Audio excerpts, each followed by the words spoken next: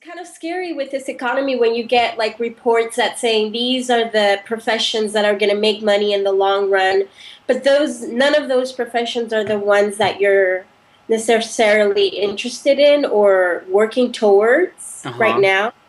now. So yeah, like um, I guess is there some sort of talk going on about how we can change where the arts are going and how to make them more lucrative, or is the question more we just got to keep making art and following our bliss? Well, yeah, I think it's important for us to keep making art and following our bliss, but that's obviously not sustainable. And something that I read recently that I think is really important for us to pay attention to, especially as organizations talk, I mean, that talk about serving community needs, it comes back exactly to that. If we're fulfilling a need, people will pay for it. But if we're not fulfilling a need, people will not pay for it. And if you think about how businesses operate, even though I know a lot of nonprofit people hate to think about their work as businesses, or would prefer to think of their work as contradictory to businesses. I don't know if that's necessarily a good idea or a healthy idea. The one thing that businesses do extraordinarily well is they fulfill a need. Mm-hmm. They serve a need. And I think a lot of times when you look at the mission statements of a lot of organizations, they propose to serve those needs. Right, But when you look at the actual practice, maybe they're not doing as much as they can. Otherwise, we'd be seeing more revenue, right? right, right. Yeah. I went when we went to the TCG conference. I took the Marsha Norman workshop. You were in that when she talked about what makes a great play, and one of the things that she talked about was people pretty much already know what they want to see, and they kind of want to see the same thing over again. So, what does that say to the artist? How do you rehash something that your audience already wants to see, but you want to kind of do something different? Do you know what I mean? I do know what you mean. And I think it's about finding that balance between serving your vision, but making sure you also fulfill what is required to fill a house. I mean, at the end of the Hmm. day, sure, this is sort of like the big question is like, well, we could get as wild and crazy and as experimental as we want, but if we do it to the point of alienation, aren't we just sort of suffocating ourselves? Aren't we just basically cutting off our own air supply, right? So Right. it's something to consider. I guess the real thing that artists need to know and need to start doing more of is becoming kind of business savvy instead of just artistic. Totally. And how do you balance the two? How do you like make sure that you remain an artistic being without going completely over the top corporate or business like? Well, I think there's a lot of, well, again, going back to the basics of business, if we were actually more business minded, we'd be going a lot closer to our original mission statements. So that's the first thing I would say is like, actually being more business is truer to what we say we want for ourselves and for the world. Hmm. So we need to be more business. We need to be thinking of ourselves as people who serve good for the community, and that's not a bad thing. And of course, and this is, I gave a workshop on this recently. Something that I opened the workshop with was the more people you help, the more money you'll make. That's Okay. that's a business principle. That's not a Hmm. community. That's not an arts principle. That's a business principle. But what I'm suggesting is it needs to be an arts principle to raise that sense of value to the community. But also, as far as like developing those new skills, I feel like there is that fear, like you said, about being corporate. But I think a lot of that just comes from a lot of misunderstanding around what it means to be corporate.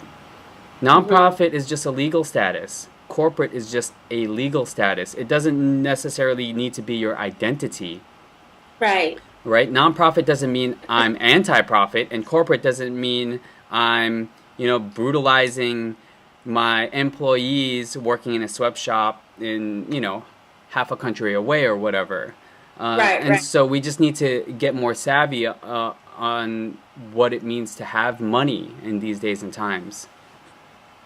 That's really interesting. The whole nonprofit is not anti-profit, because the nonprofit sector is like $1 billion industry. Like, it services so many people and it brings in a lot of funds. So it's not really anti-profit, even though it sounds like that. And I think a lot of people, when they hear nonprofit, they're like, "Oh, you're never going to get paid." And Sometimes people don't. yeah, sometimes they don't, but it doesn't necessarily need to be that way. I Exactly. worked for years in nonprofit, and I made a decent living for years doing that, and I helped a lot of people, and I got like job skills that I wouldn't have gotten elsewhere. I think Mm-hmm. it's like a great entryway for a lot of artists, nonprofit world, but I think the problem gets when you get stuck in it and you don't see how it is a profit world. It is Mm-hmm. servicing people and it's providing a service. Absolutely, absolutely, and I think a lot of it just has to do with having a bigger worldview and having a better understanding and relationship with money. I often talk about relationship with money because I really do feel like it's a relationship, um, Right. and I love the saying, "My habits equal my results."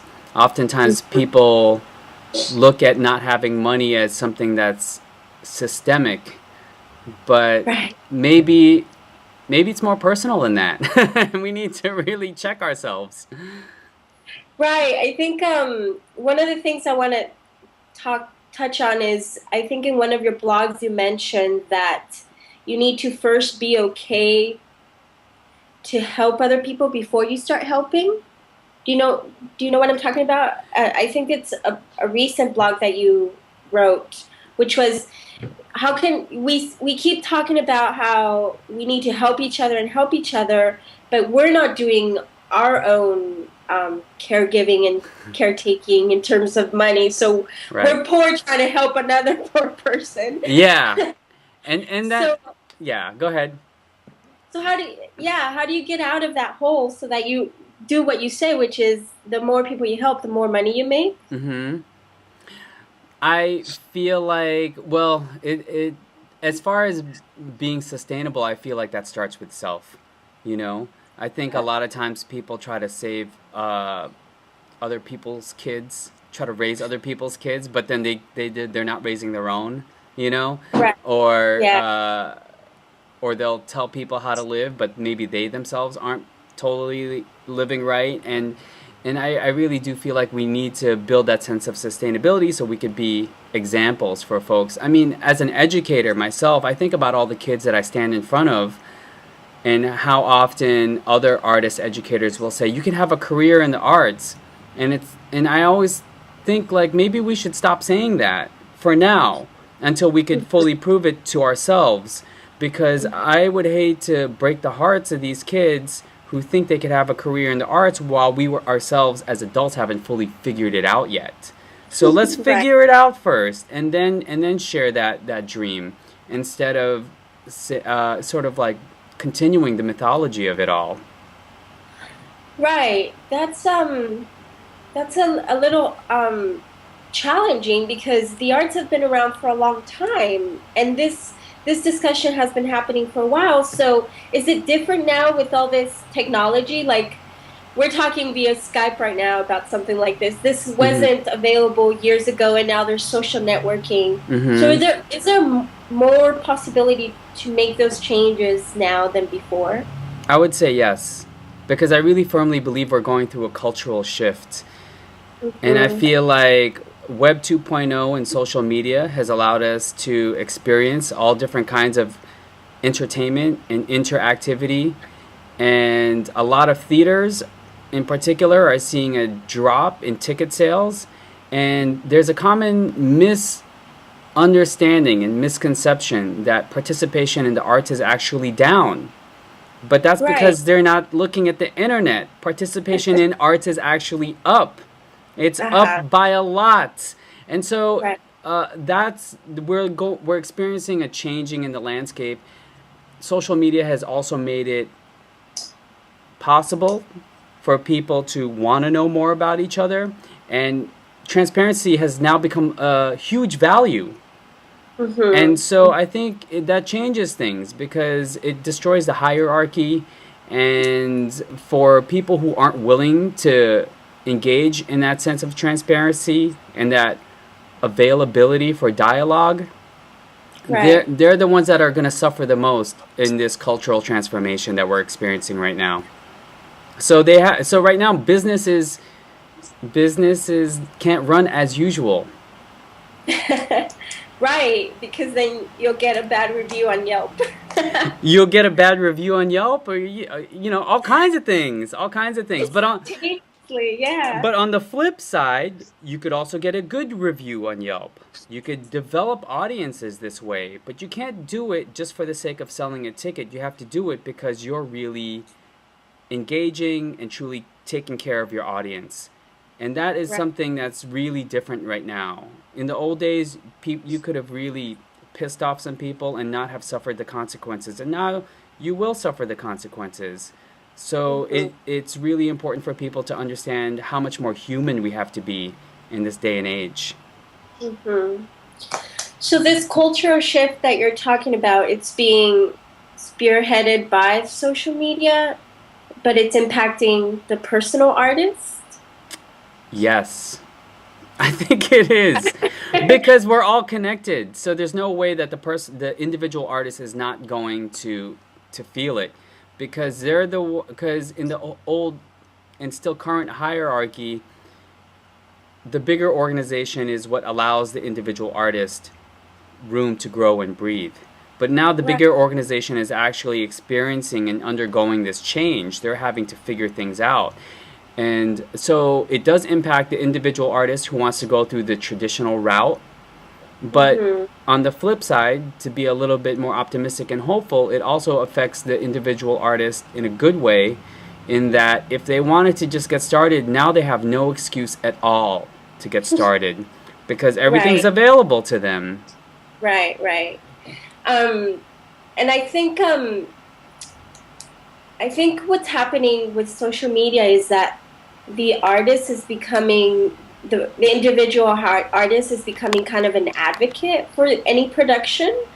Like I just recently, Christopher Diaz's play, The Elaborate Entrance of Chad Dady, is here in LA at the Geffen Playhouse, Mm-hmm. and I've seen videos that they've posted on YouTube promoting the production, and they've used the playwright as kind of like the face of the production. So like the Mm-hmm. play is about wrestling and imperialism, and wrestling as a metaphor for imperialism in the U.S. And they did this video of him showing wrestling moves around the office at the Geffen Playhouse. Okay, that's And he's awesome. wearing a tie. Yeah, he's wearing a tie and a nice collared shirt the whole time, and he's showing these wrestling moves. So it's kind of kind of, yeah, taking the artist out of the shadows or outside of the stage alone and showing them. Do you know, it's they're kind of being more of the star of the show instead of just the Right. ensemble. Right, right. Well, there's more visibility, and I feel like the new technology is n- not only allowing it, but making it absolutely mandatory, which is scary Right. for people. But for me, it's totally thrilling. I love it. And I